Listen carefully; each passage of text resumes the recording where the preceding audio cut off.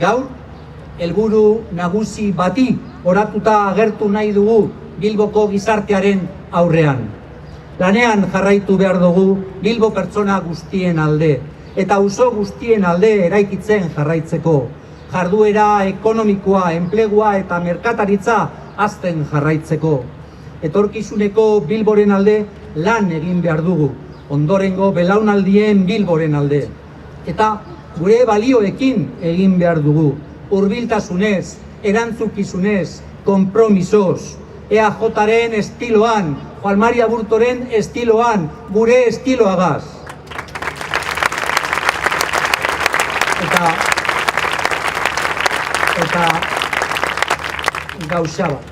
Eta gauza bat, lan eginez, lan asko eginez, izugarrizko lana eginez, hiriari, auzoei eta jendeari dedikazio osoa eskainiz.